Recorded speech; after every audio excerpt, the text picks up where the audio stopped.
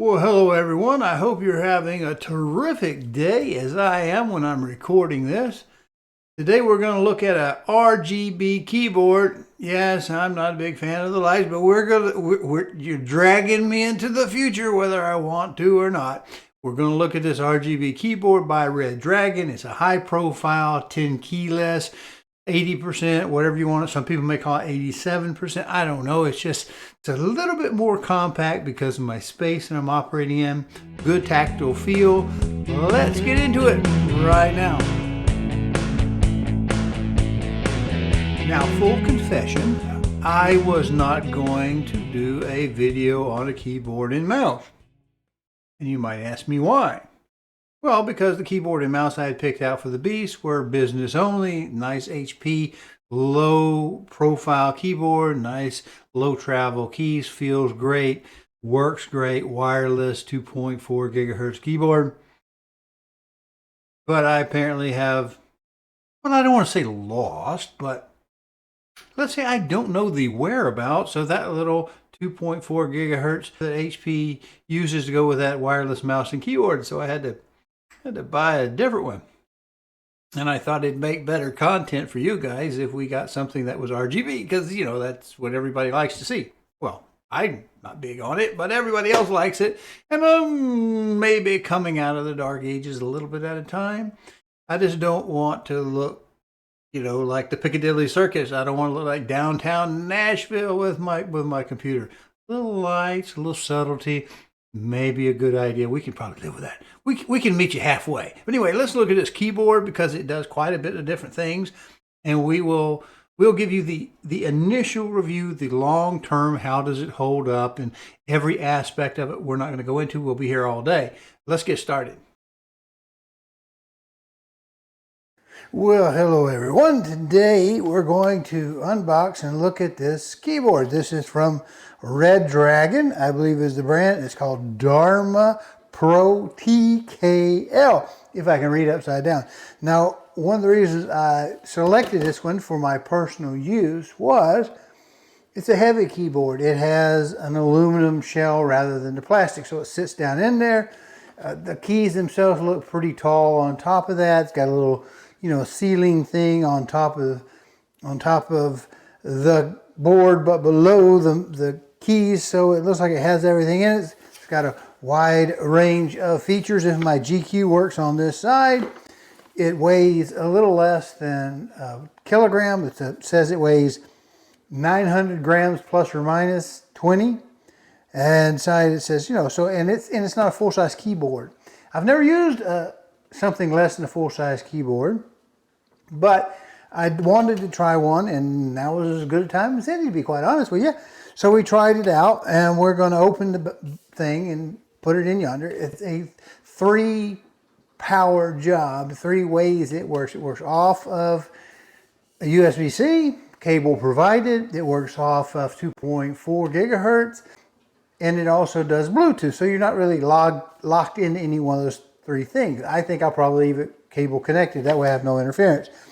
We open it up, and we have some little fuzzy ends each side. You got a little sticker if you're into stickers. I'm not sure I'm into stickers. Take it out of this little antivirus safe messing about package. We have the adapter, the wireless adapter right there. And the keyboard, as you can see, looks pretty plain without any power on it. It does have, as you can probably can tell, this is metal. I'll get some close-ups of it. It is, they say aluminum, but it definitely does weigh something. And the keys, I'm upside down obviously, for your benefit. They're not too noisy. Significant travel, I think. And we'll have to get her plugged up, let the battery charge, see how she does. Let's go see what it actually weighs according to my coffee scale. Alrighty, we have our scale. We have it set for kilograms. And we'll put the keyboard on top. There it is, obviously. And we'll see what it weighs. Weighs 90, well, was it 0.892 kilograms. So that's what, 892 kgs. And what does it say? it was on the box 900 plus or minus 20. Well, it's accurate. That is absolutely accurate. There's really not much to see from above, but we're just going to open this up, and there is our cable. It's actually a USB-A to USB-C. There's our key puller, and looks like some spare keys, and that's all that's in the box.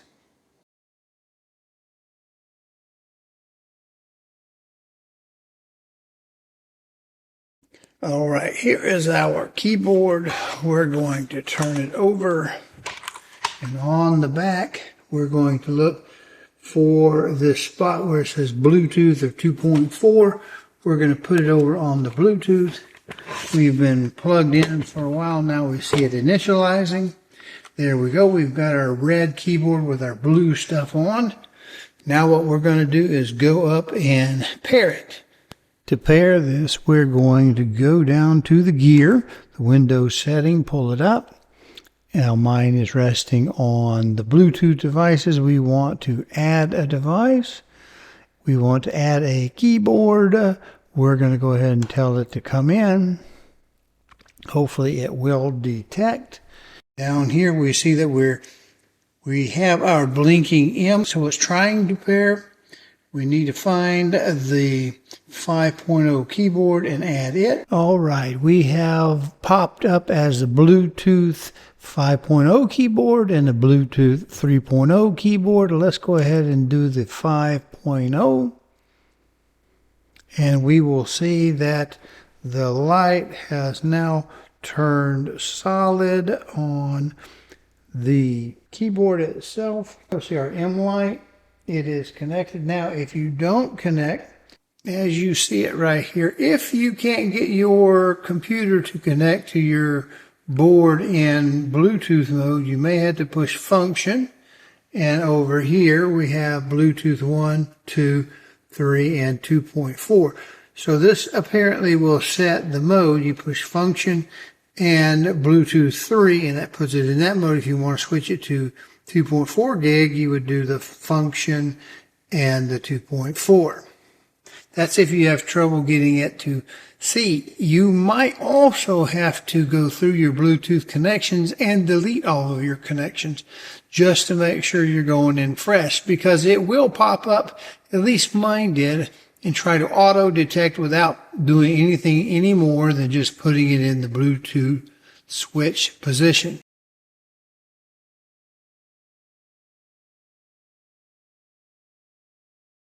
Want to do new, let's do a folder and name it test. So our keyboard is in fact working, and that concludes the Bluetooth functionality of the keyboard.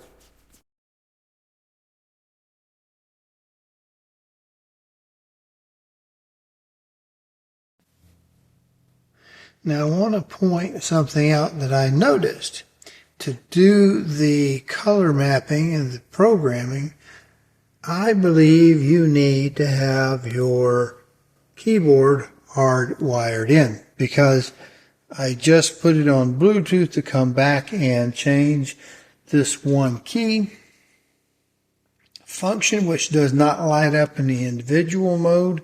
I do have it set up like that, where we do have WASD right there in blue, and of course the escape key in blue. We have the 6 keys there in green, and obviously the direction arrows in blue, but I don't have function to illuminate. And it's not going to illuminate if I do this mode right here. I have it on self-defined. Let's say we want to make it white. So we pick the color white. We want to come up here and hit this. It does not respond. Now, if I come over here and pick one of the modes, like this top one here, whatever this is, a respire. Is that what that says, respire? It grows and glows like that, including blanking out to nothing. And you will notice that the function key does in fact light up. But if we go back, let's pick another mode just to show you how weird this is. let's do rain, I don't know, pick this ripples. All right. Hey, appreciate you watching. Do me a favor, if you will, subscribe to the channel, either the YouTube or the Rumble channel, which this appears in. And if you can, check the notification bell or settings to make sure that you get notified when new videos are posted. Appreciate it. But if we go back, let's pick another mode just to show you how weird this is. Let's do rain, I don't know, pick this ripples. All right. Do we have it on? We want to apply it. There we go. And we will see when we touch the keyboard, it ripples through. The reaction is just the one key alone at its given color. Now, so you can play with these if you want. We can make it go round and round, where they go round in circles. We can apply that. I think I just as soon not have it do all that movement. You can set the speed so it's super slow. You can set it up higher, whatever. You can play with the modes, but the point of this is I'm suggesting that you probably have to have the USB wire mode connected so that we're not on Bluetooth or the 2.4, because like I said a while ago, I tried to change that one button and it would not change.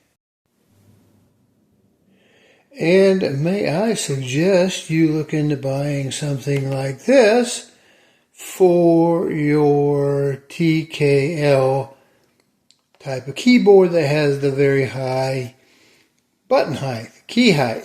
This is, let's see if I can turn this around. It is another Redragon product, and you can get a picture right there. It's just a little palm rest. Because those keys are pretty high, they're going to give you a little bit of a sensation of being too tall. And it can wear you out. So it's worth the effort to buy you one of these or something like it. And there you go. It's almost like that rest was made for that keyboard. Well, let's go ahead and wrap this up. Now, as you can see, I didn't get into everything because it would be an awfully long video. And this is not a compensated video. Nobody's paying me for this, so I'm not going to spend a week's worth of stuff. Just making the videos is enough as it is. I'm not personally endorsing this brand. This is just what I bought because I wanted a 10 keyless keyboard for my little cramped area that the beast is going to operate with. Now, we didn't do the 2.4 because, you know, it's just you plug it in and it's just like the wireless that we would use the Bluetooth. The difference is I can use the Bluetooth out of the computer, which is a nice feature. It's much better than, and I've seen complaints on the Amazon website about this or similar keyboards saying that it worked great for a while and then it started giving trouble. Well, you have to realize 2.4 gigahertz transmitter. That's, you know, we also transmit in that same sort of kind of neighborhood. We're using other things, Wi-Fi, other type of telephones and stuff like that. And if you happen to live in, you know, I don't know, an apartment complex or something where you've got a lot of RFI, radio interference, it may give you trouble, and that may not be the keyboard's problem. It may not be the manufacturer's problem. And it may not be that the component is breaking down or the computer's breaking down. You just may be having some interference. Now, I probably will not use this non-wired because I have those two special ports, those high-speed USB ports dedicated for they call them gaming ports on the ASRock, so I think I'll use those for this. And I also don't have to then worry about whether or not, oh, is this the weekend that the battery dies and I have to plug it back up to do that. But I did do the Bluetooth, and for me, I would go for a Bluetooth keyboard. If I only had a single mode and I wanted wireless, I'd go with the Bluetooth over the 2.4, if only for the universality of it. Now, maybe you wouldn't. Maybe you like the 2.4 and that's a better deal and there's a technical reason for it. I just don't know what it is.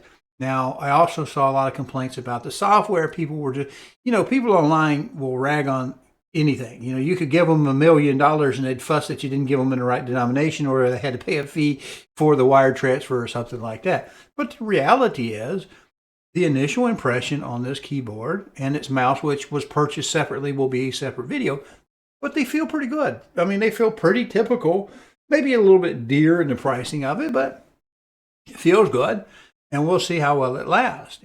Like I said, I think I'll leave mine plugged into the back of the Beast and do it that way rather than do the wireless. But by having a tri-mode as this one was, I do have options. Say Bluetooth was not working well, or I didn't have a Bluetooth compatibility within the computer, well then that 2.4 wireless would be a good way to do it. Other hand, if I wanted wired, obviously I could do that. So the tri-mode to me is worth a little bit, and it brings it up a little bit. There's nothing super fancy about this keyboard, and it's not, you know, down on the bottom either. So together they are expensive. You're going to expect between that and the hand rest, you're going to expect to pay close to $100 for a keyboard and mouse combo with your little thing when it's all said and done. This channel is not about trying to steer you in any direction.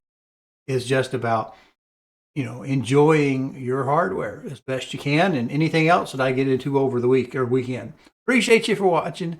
Next week we'll do the mouse. It's pretty straightforward. I may have to learn how to do those gamey, what do you call them, the macros for them. Right now I don't game, so I don't have anything to program in there. And the same way with the keys, there's nothing special programmed in the keyboard because I have no games. I may have to try one, maybe The Last of Us, something like that. Something like hasn't been ruined by Sweet Baby ink. Not interested in that kind of stuff. I like the old stuff, the old traditional games where we just kill stuff and break things. Or is that wrong of me? Will that get me in YouTube jungle for that? See you, brother. Bye.